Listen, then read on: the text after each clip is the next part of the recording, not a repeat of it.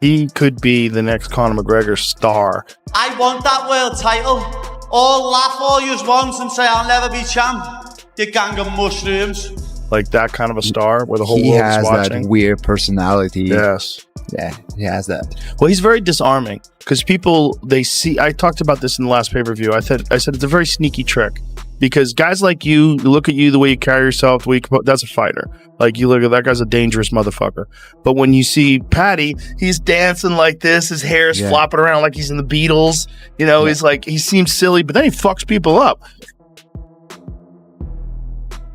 Joe Rogan recently broke down one of the most surprising and controversial matchups the UFC has announced in years. Paddy Pimblett versus Justin Gaethje at UFC. 324 in the MMA world is completely divided because, while the fight makes little sense on paper, it somehow feels inevitable. Pimblett enters as one of the UFC's fastest rising stars, fueled by confidence, momentum, and massive fan support. While Gaethje stands as a proven veteran, former interim champion, and one of the most violent lightweights in MMA history, a man who has survived wars against the sport's most dangerous fighters, making Rogan's take on this matchup spark immediate and intense debate across the community. Justin Gaethje. Easy. Wow. Easy. Really easy. Yeah, easy. That's a crazy thing to say because Justin Gaethje's a fucking animal. Yeah, but he doesn't know how to grapple, and Paddy knows But he's a Division I wrestler. He knows how to grapple. You don't think he knows how to grapple? He just chooses not to. Did you ever saw him submitting someone? I don't believe he's ever submitted someone, but I think that's because he likes to just crush people. If you have the ability to submit someone as soon as you can, you would do it. What are you going to nickname Justin Gaethje? Nothing. That was easy. A-cheese. Jeez. I'm not going to make that stupid mistake James Vick did and call him Homer Simpson and get knocked the out. So,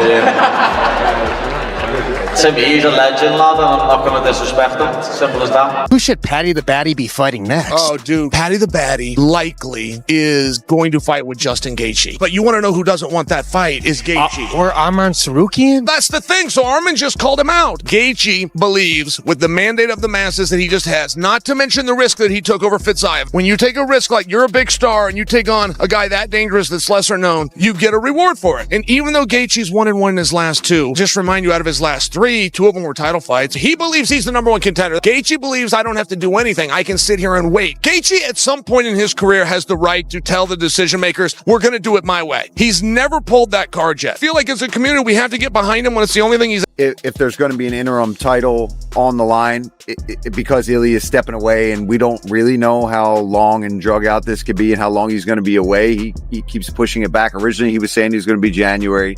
Now maybe March, probably something like that.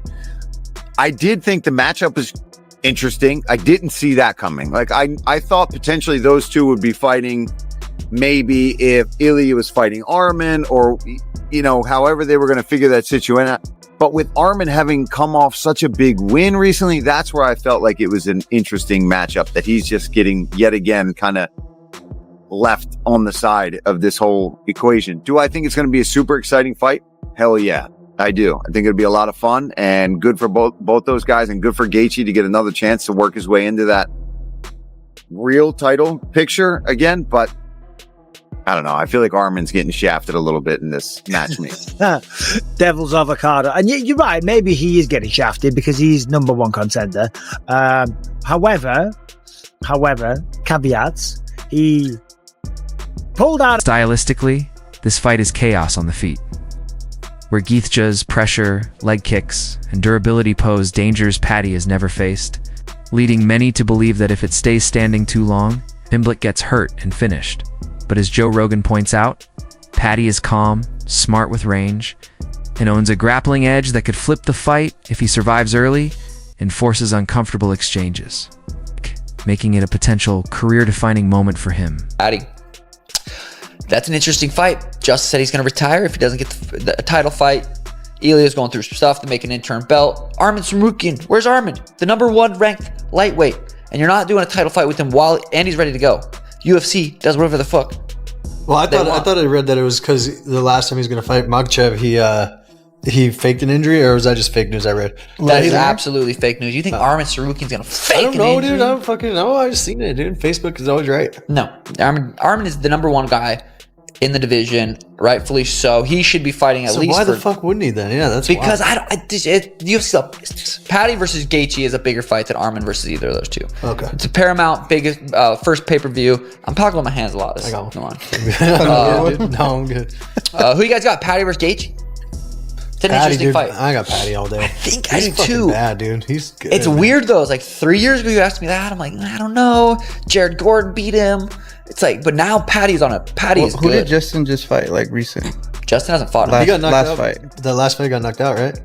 By Holloway? Max? Oh shit. Justin or No, that was Justin, but Max Holloway knocked him out, yeah? Gaethje's they were just 37. He's not gonna. His last fight, he's not gonna get. He's got a lot of room to show us. If he beats Justin Gaethje, you can't say shit about this kid anymore. You know what I mean? Well, like he's got an opportunity to really show. Even though Gaethje's been around a long time, he's one of the most violent, dangerous guys in the whole lightweight division. And if he beats him, then look out. Paddy kind of got ahead of. He did a little video where he was saying, if I beat Justin, I know what you're all going to say. He's the man's 37 and he's past his prime. Just like they said when I beat Bobby King Green, that he was old and he couldn't grapple or whatever he said. And he went through every fight. He said, they're always going to say that. Yeah. And they did say that. And they do say that. And they kind of might well say that if he beats Justin Gaethje. The reality is, though, Justin looked phenomenal against Rafael Fiziev. Yeah. All right, he got knocked out against Max Holloway. Because I was having this conversation with Callum last night. I went downstairs, he's sitting at the dining room table, studying up a storm because he's got some big test coming up. And we got talking about it. And he's like, why Justin Gaethje, Dad? I said, well, what do you mean? Well, who else is there? I mean, Justin Gaethje's been around for years. He's one of the most exciting guys. He's like, yeah, but it should have been Armin. I said, yeah, but Armin, it wasn't guaranteed he was going to beat Dan Hooker. And what are they going to do? Put Dan Hooker in over Justin Gaethje? You know what I mean? That doesn't really make sense.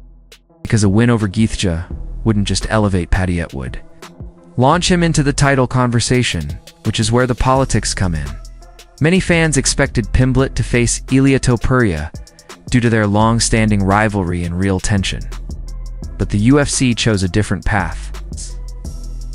Largely because Topuria's recent legal issues and off-card complications made that matchup risky.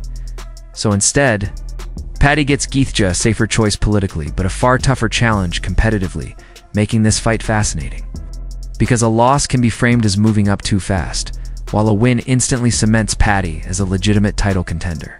Yeah, I thought Makhachev was calling to fight me at the time. And then he went up. They vacated. They make a interim fight, and I don't get the call.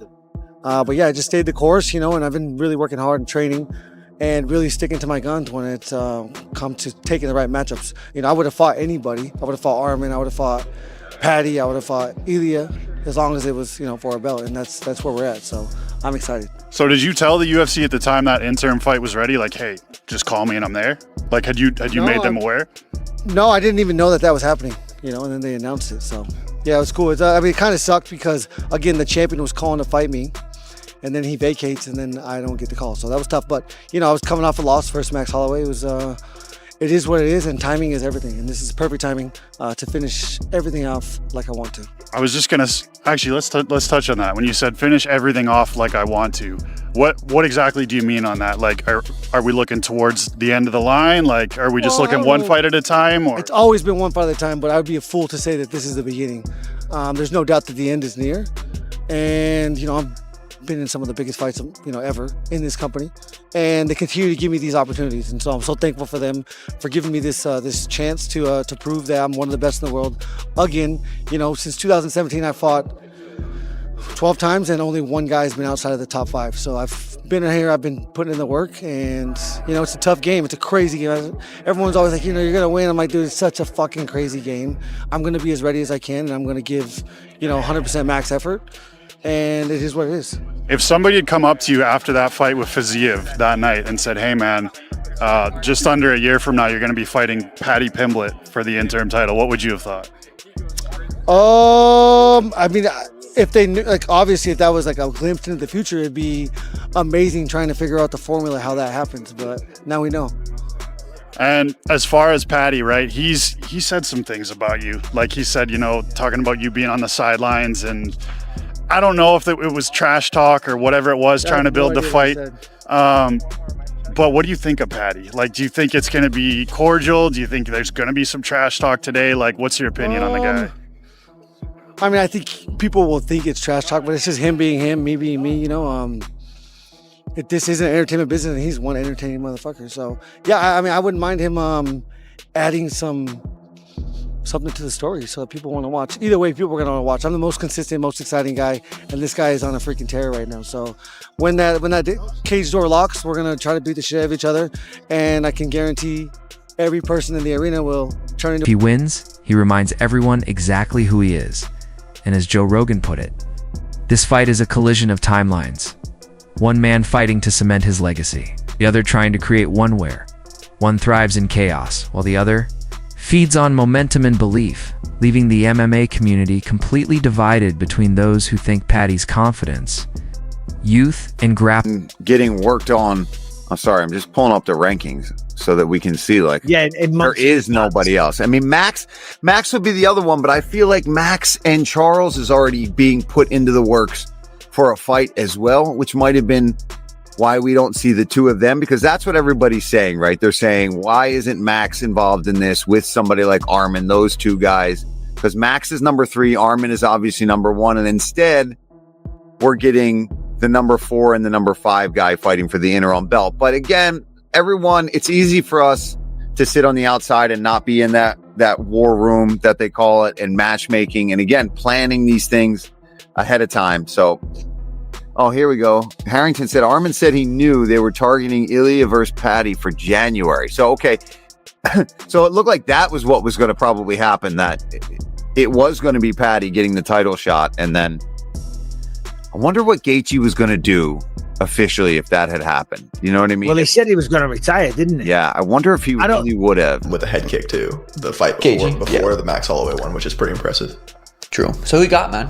Probably Paddy, rear naked. I think, Paddy RNC. Down in the detail. Remember Khabib? Yeah.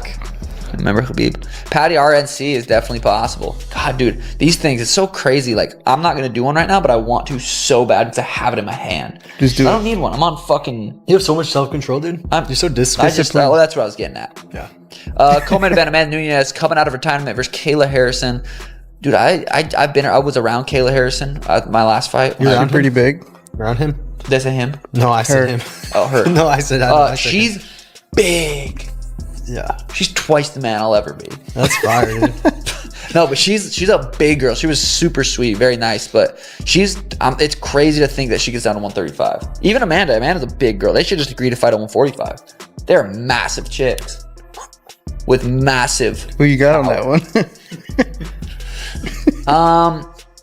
I don't know. Are they both older, like in their Yeah, they're both older. Amanda's retired, coming back.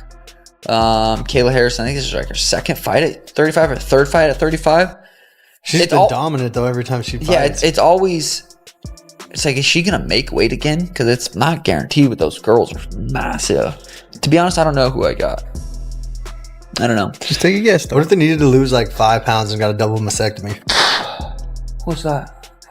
Take your tits off. Dude, get your fucking mind out of the gutter. That's not even the gutter. I was just saying, what if they wanted to get down weight so bad that they got a double mastectomy? Why wouldn't they do, what if they only had to do one? Like they just need a couple pounds. So they just Grappling will overwhelm Gaethje and those who believe Gaethje's pressure. Experience and raw violence will brutally expose him. Interview 5. And that uncertainty is exactly why this fight has people talking non-stop UFC 324 isn't just about rankings or hype. It's about whether a rising star is truly ready or if the longtime gatekeeper still guards the door. And when Joe Rogan breaks it down this way, one thing is certain. This fight is going to be pure chaos.